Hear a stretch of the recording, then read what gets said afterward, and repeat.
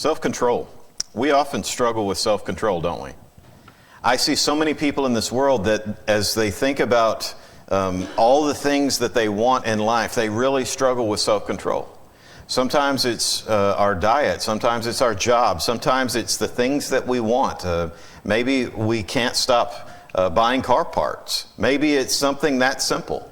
But as we go through life, we struggle so much with self-control. There are times that we can't stand to see something right in front of us and leave it alone. I love this image. Have you seen those tests that they've done with people where they put them in a room and they have that bowl on the table? In this case, you can see it's some kind of maybe marshmallow or peppermint that's on the table. And we have this little boy and he's just staring at it. And I love in the test, they show, often it's kids. They'll put a couple of kids in a room, they'll put them behind this table, and they have that bowl, maybe it's cookies or candy, and they say, now, don't touch that. And they might even say, if you don't touch this, later I'm going to give you something better. And then they leave the room, and you see the kid kind of looking around the room, and then all of a sudden they zero in on the bowl. And they keep staring at it. And they might even reach out and touch the bowl. Maybe even pick up one of the pieces of candy or cookie, and they're looking at it and they put it back. And they sit there a few more minutes and they look around the room, and then finally they give in and they grab the cookie and they eat it. It goes back to even Adam and Eve in the garden as they were dealing with the serpent tempting them and the things that were happening. They didn't have self-control, and that's what led to their sin. We see this in children. We see it in adults. It's something that we have to learn, and it's something that we have to practice in order to be like God.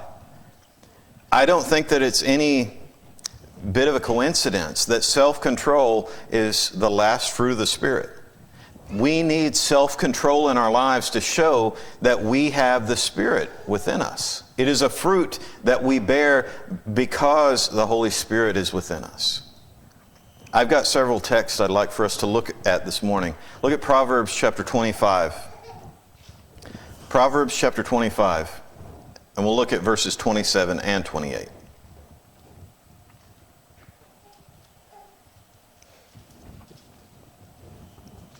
Proverbs 25, 27, and 28.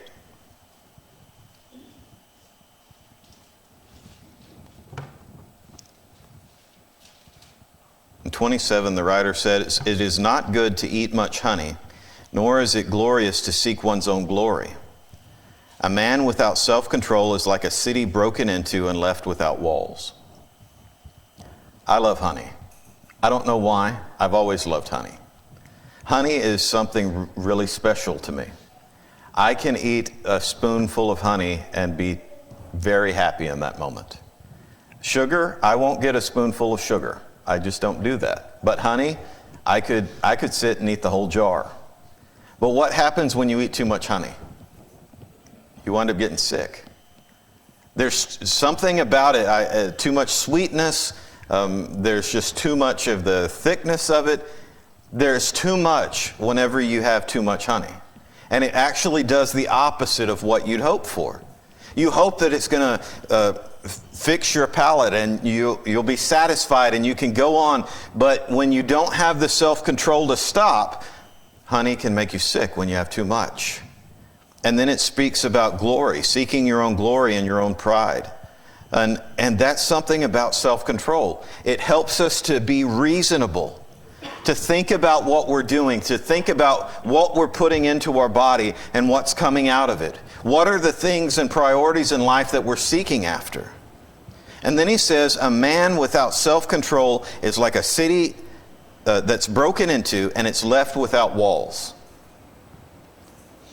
Can you imagine what it was like to be in Jerusalem after the various invaders had come in and attacked Jerusalem and they destroy everything? And then they leave, and maybe the few that are left, they sit in a city with broken down walls and there's no defenses. That's what our life is like when we don't practice self-control. We commit sin and we do things that we shouldn't do. And afterward, we are left barren and open for attack. Going back to Adam and Eve in the garden again, after they had committed the sin, do you see how they behave afterward, where they're afraid? They look around and they go, we're naked. And then they hear the voice of God, who had been their creator and friend and met them in the garden.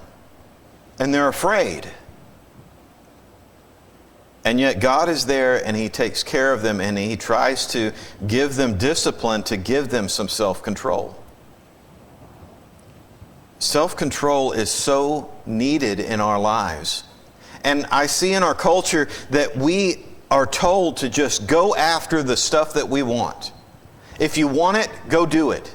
If you think that it's something that you need, go after it. And that's all that matters.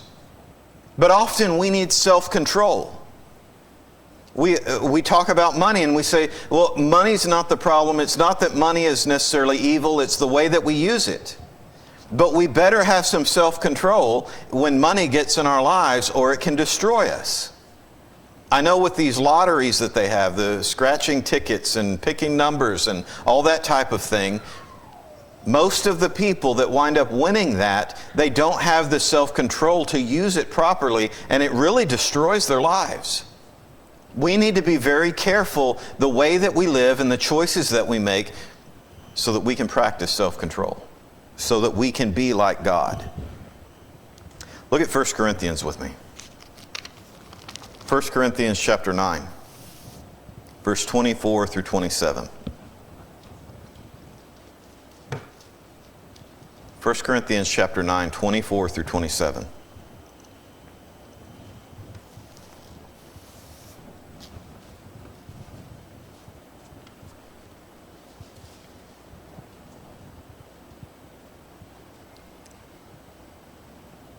Paul says, "Do you not know that in a race all runners run, but only one receives the prize?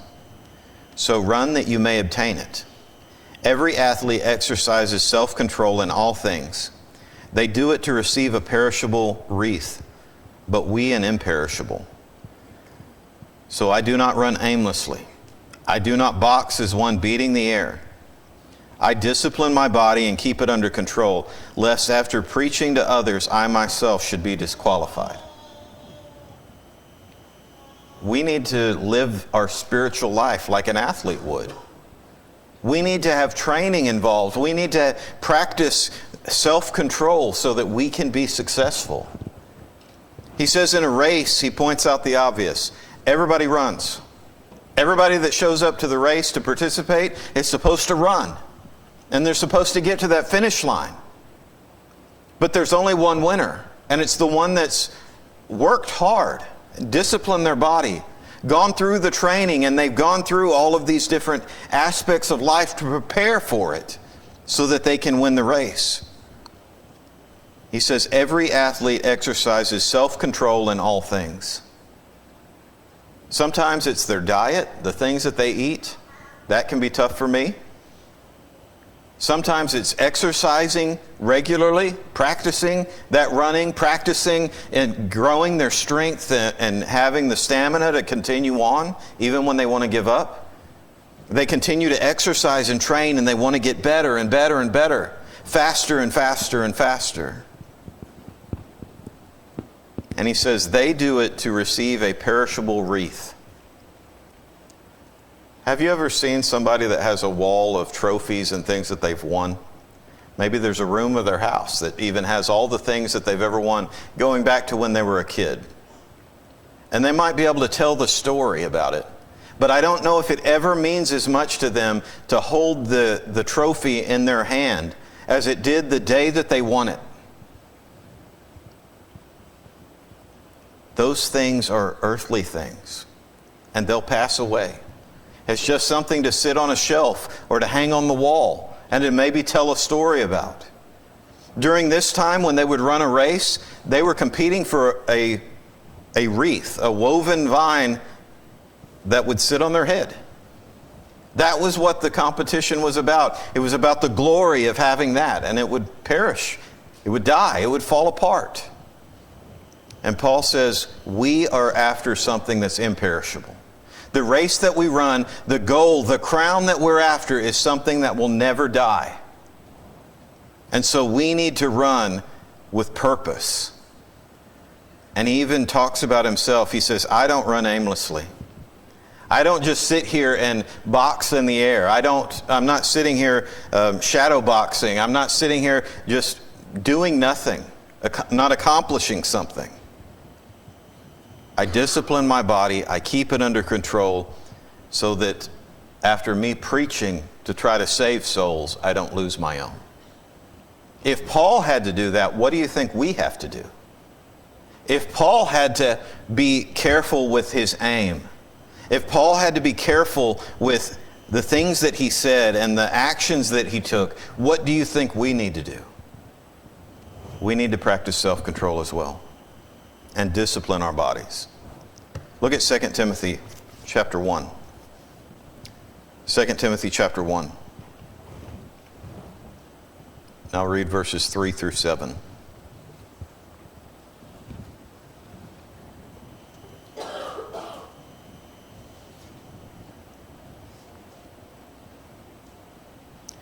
Second Timothy chapter 1, verse 3. I thank God whom I serve, as did my ancestors, with a clear conscience, as I remember you constantly in prayers, night and day. As I remember your tears, I long to see you, that I may be filled with joy. I am reminded of your sincere faith, a faith that first dwelt in your grandmother Lois and your mother Eunice, and now I am sure it dwells in you as well. For this reason I remind you to fan the flame of the gift of God, which is in you through the laying on of my hands.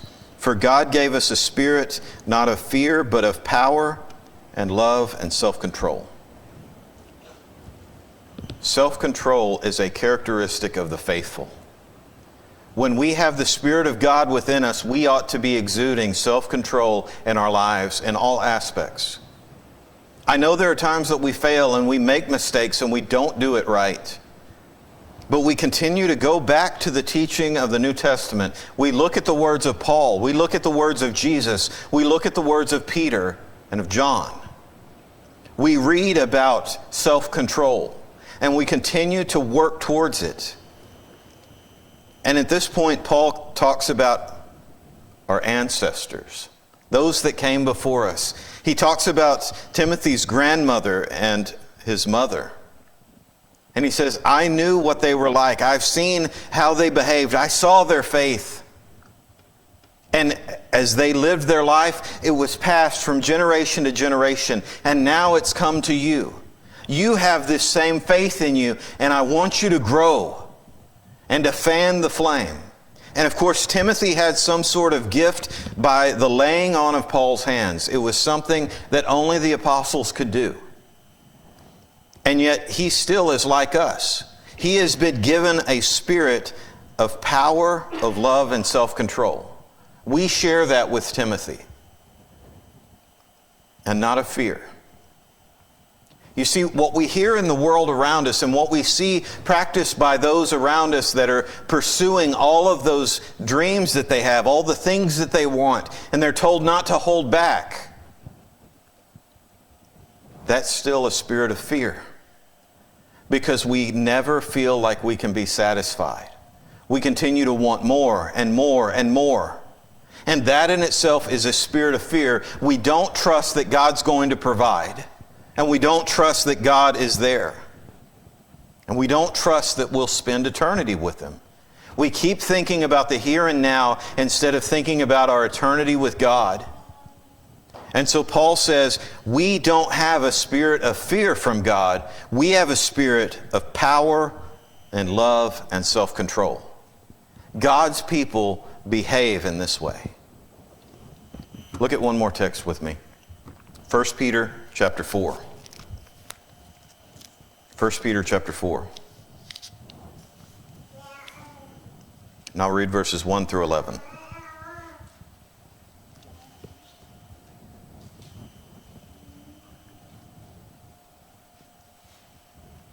1 Peter chapter 4, 1 through 11. Since therefore Christ suffered in the flesh, arm yourselves with the same way of thinking. For whoever has suffered in the flesh has ceased from sin, so as to live for the rest of the time in the flesh, no longer for human passions, but for the will of God. For the time that is past suffices for doing what the Gentiles want to do, living in sensuality, passions, drunkenness, orgies, drinking parties, and lawless idolatry.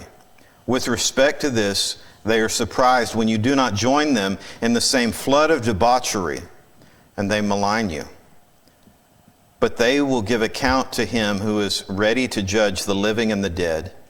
For this is why the gospel was preached even to those who are dead, that though judged in the flesh the way people are, they might live in the Spirit the way God does. The end of all things is at hand. Therefore be self-controlled, sober-minded, for the sake of your prayers. Above all, keep loving one another earnestly, since love covers a multitude of sins. Show hospitality to one another without grumbling. As each has received a gift, use it to serve one another. As good stewards of God's varied grace, whoever speaks as one who speaks oracles of God, whoever serves as one who serves by the strength that God supplies, in order that in everything God may be glorified through Jesus Christ. To him be glory and dominion forever and ever. Amen. You see, the culture that we live in, and it seems to be in every culture, it's the nature of sin in man, that we seek after the way of the world. And instead of doing godly things, we wind up doing awful, terrible things. I hope that we have left that kind of living behind, because he says that there will be a day of judgment. And so we need to arm ourselves in the same way. We need to be prepared with self-control, knowing the Word of God and living the way that he's asked us to live, because it's who he is and we share in his character. That statement in verse 6, that the gospel was preached even to those who are dead. It's not that they were being given a second chance. It's not that after they died they were given another chance to respond to that. It's that they were dead spiritually. We're talking about in a spiritual mindset here. He says they were dead spiritually. We all were when we first heard the gospel. And the hope was that we would listen to the gospel, that we would learn from it, be changed by it, and we would live the rest of our lives for the name of God, that we would practice self-control. And he says that though judged in the flesh the way people are, they might live in the Spirit the way God does. I love that statement. I love that compare-contrast there. Though that we are in the flesh and we live in this body surrounded by people that live the way that men do, we can be changed and we can live the way that God does. We can be like God because we practice these attributes. We no longer live for human passions, we live for God. And he says the end of all things is at hand. Be self-controlled and sober-minded for the sake of your prayers. And that's all that he says about prayer. What is he talking about? When we don't live a godly life, when we don't allow the Spirit to lead us and produce its fruit, it can affect our prayers. When you pray to God, what are the things that you ask for? What do you ask him about?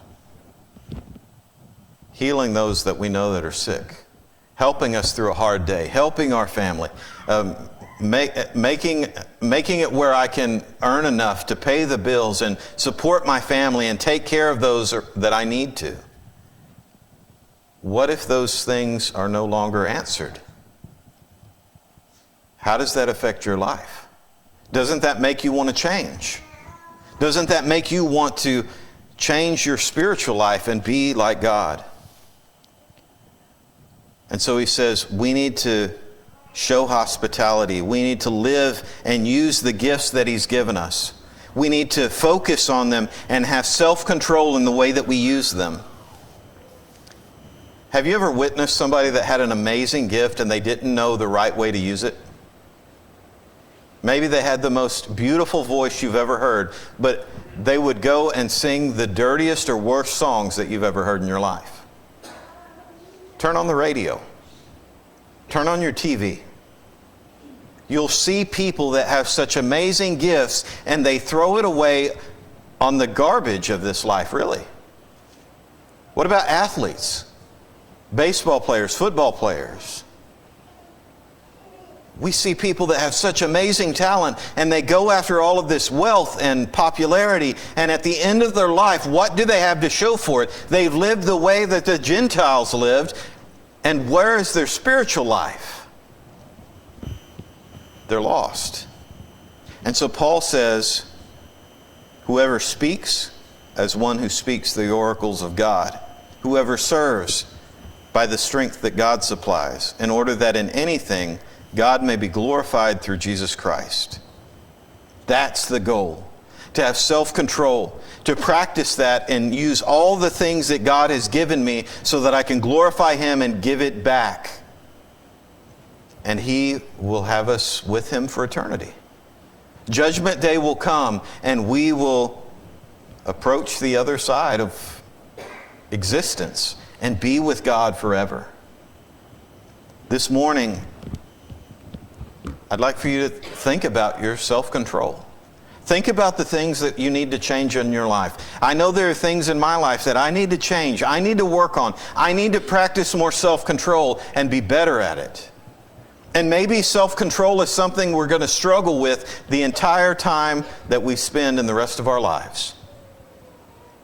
But let's seek God first. Let's put Him first. Let's learn self-control from Him, because we don't want to be that city that's left without walls. We don't want to be left open and exposed where anything can come in and tear us apart. Let's remember those that went before us and they set the example so that we can be more like God. And let's practice the truth, because that's what makes us like the Creator. This morning, if you need to come to the Lord, if you need to change your life or be baptized into Christ, I ask you to come as we stand and sing.